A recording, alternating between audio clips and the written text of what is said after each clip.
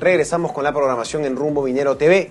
Ahora vamos con una lectura política. Karen, de las noticias tenemos una llamada. Tenemos ahorita con nosotros a José Tapia, economista. Queremos tocar un par de temas importantes con él a nivel nacional. José, ¿cómo estás? Buen día, ¿nos escuchas? Sí, claro, los escucho muy bien. Muchas gracias por la invitación. Como no, gracias a ti por tu tiempo. José, recientemente ha salido una noticia interesante sobre el BCR.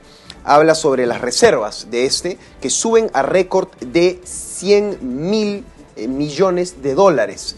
¿Así el Perú ingresa a la élite mundial? Bueno, ojalá que mantenga esa posibilidad BCR de seguir acumulando reservas, porque eso significa que tenemos muchos dólares como para meses de importación. Así es. Ese es un medidor que le da al Perú una imagen de fortaleza macroeconómica, solamente en ese aspecto, macroeconómica.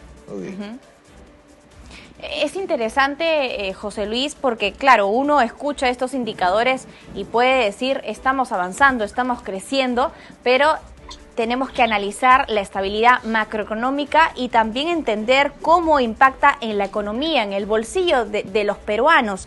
¿Qué buenas noticias podemos, a raíz de esta información compartida por el BCR, tomar en consideración, y cuáles son tus expectativas ahora que asume un nuevo gobierno en los próximos meses?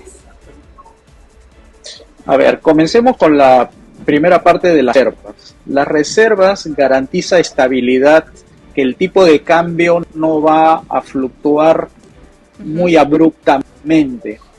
Eso le da predictibilidad para que las personas puedan importar insumos, maquinarias, equipos, y eso genera una estabilidad en los finales, porque muchas de las industrias, comercios, dependen mucho del tipo de cambio.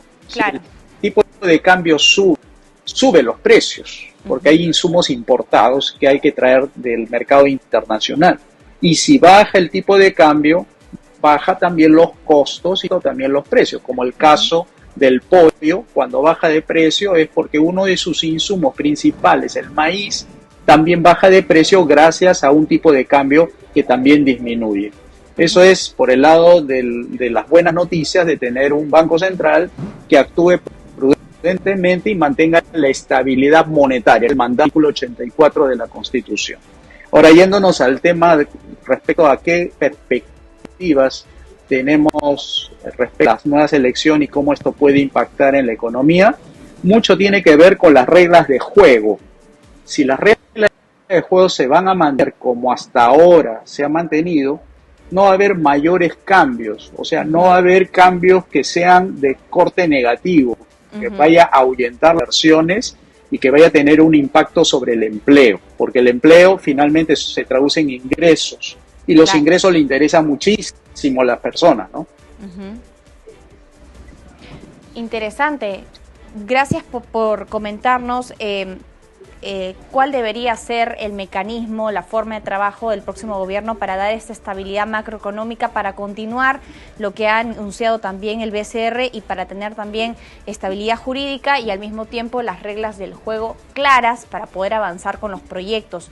Ahora, queremos conocer también cuál es el impacto en lo económico de la minería ilegal. Sabemos que la minería ilegal está avanzando en ciertos sectores en nuestro país donde se han rechazado proyectos formales.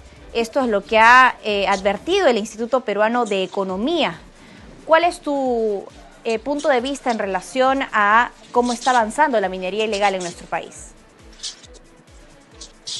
Bueno, es una economía que está viendo miles de millones de dólares, producto de los precios internacionales que se han incrementado en los últimos años de dólares. Eso también hay que apuntar. El día que Trump y su gobierno, y sobre todo la Reserva Federal, actúen de manera constante para fortalecer sus finanzas gubernamental, entonces el dólar se va a convertir en un nuevo refugio de valor y el oro va a disminuir su valor. Entonces, eso va a tener repercusiones finales en los precios de los minerales y principalmente va a tener en las economías ilegales, ¿no? Ahí hay que señalar algo que creo que pocos analistas lo han dicho. Me refiero básicamente a las causales que declaran cuando una actividad minera es ilegal. Yo creo que hay que revisar esas causales, porque últimamente, en las últimas décadas, las leyes ambientales se han convertido en una especie de camisa de fuerza para el desarrollo de la minería y de otras actividades también que están relacionadas con el ambiente. Y esas causales son las que realizan, genera los impactos no deseados en las actividades mineras y no mineras. Por ejemplo, decir que hay zonas ambientales, por ejemplo, reservas, zona de explotación, etcétera, que determina que no operar determinados, actividades mineras porque hay zonas de impacto ambiental. Eso hay que revisarlo, porque no con más leyes tales tú generas una protección mayor en esa área. Se ha demostrado que con más leyes empeora las cosas. Yo trato de explicar al país y a ustedes, es que las leyes ambientales, como cualquier ley que la actividad económica, no consigue los objetivos que se plantea. Por ejemplo, cuando hablamos de leyes ambientales, no protege los ríos, protege contra la tala ilegal. Cuando tratan de poner leyes a la minería, resulta que las leyes se vuelven costosas para poder abrir algunos proyectos mineros. Y así puedes encontrar miles de leyes en la economía que, en lugar de hacer que la economía crezca, que los proyectos mineros crezcan, que la protección ambiental sea pues una verdadera realidad, encontramos que las miles de leyes ya denominadas malas, que todo lo contrario, por revisar también el marco legal para que efectivamente los proyectos mineros se diga, por un lado, está autorizado, por otro lado la gente se opone. Entonces eso hay que revisarlo, hay que derogar muchas leyes y quedarnos como antes, con los códigos, código civil, código penal, código procesal penal, código tributario, y no hablar de leyes de la minería, hablar de leyes del ambiente, hablar de las leyes incluso del inodoro, que esos también son leyes que aprueba el Congreso. Entonces son leyes malas que no generan desarrollo, ¿no? Así es, correcto. José, la minería formal, el principal motor económico del país, no solo enfrenta problemas como la minería ilegal, sino también la burocracia, la tramitología, ¿no? Estos excesivos tiempos de aprobación que, por supuesto, perjudican los proyectos mineros. Tenemos una reciente noticia buena para el país, que es que Tía María sí va, finalmente, en Arequipa. ¿Qué tan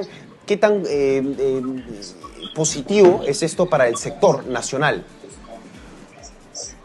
Es que realmente, si queremos una economía de libre mercado como lo tienen los países más ricos del mundo, no podemos andar con eso de las autorizaciones que por un lado le dan, por el otro lado le quitan y le vuelven a dar. Así es. Eso no puede ser así.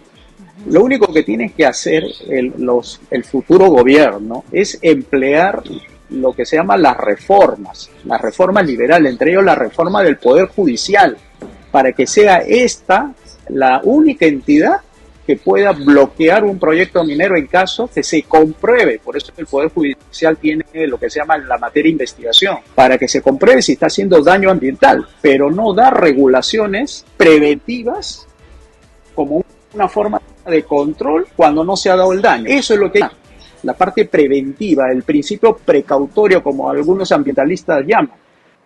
Hay que eliminar esas leyes que dan ese principio precautorio, dejar que el Poder Judicial accione cuando haya alguna denuncia que determinado proyecto minero está contaminando, porque el judicial va a pedir hechos y no presunciones de hechos, como estas autorizaciones que se basan en presunciones de que va a contar, de que le va a dejar sin agua a la gente. Eso hay que quitarlo del marco legal, eliminar leyes para que el desarrollo minero sea una realidad y la economía ilegal se reduzca, porque al eliminar leyes malas, estas leyes que controlan demasiado la economía, vamos a disminuir y hasta desaparecer las economías ilegales, porque las economías ilegales se forman al margen de la ley. Claro. ¿Y por qué actúan así la gente? Porque las leyes son demasiado costosas. Nadie puede cumplir con por eso se forma la informalidad, y no solamente en la minería, sino también en otras economías que existen, ¿no? Sin duda hay que mejorar el sistema legal, pero otro detalle también es que el Estado debe promover conversaciones, acuerdos, para poder evitar conflictos sociales. Tenemos entendido que se ha anunciado para este viernes en Arequipa una marcha en contra de este proyecto Tía María. Entonces ahí se genera un poco la incertidumbre, porque es una buena noticia para el país entero que el proyecto avance, pero tenemos a un sector descontento y que está a la espera, por supuesto, de una conversación que le dé tranquilidad. ¿Cómo ves, digamos, esta situación del desarrollo de lo que hace el Estado con las comunidades y su trabajo en este proceso de información? Mira, yo planteo lo siguiente sobre el problema, porque están como enfrentados dos actividades económicas, la agricultura con la minería, o el comercio con la minería, lo que fuere, pero está enfrentado y eso está mal. Entonces, yo planteo que se hagan reformas, 5 reformas por lo menos, en la política, en la económica, en el educativo, en la salud y la de pensiones. Con esas reformas, tú le estás dando una esperanza, o más que una esperanza, una realidad que se puede llevar en el corto plazo, subiendo los ingresos que ahorita están demasiado bajos para el peruano promedio.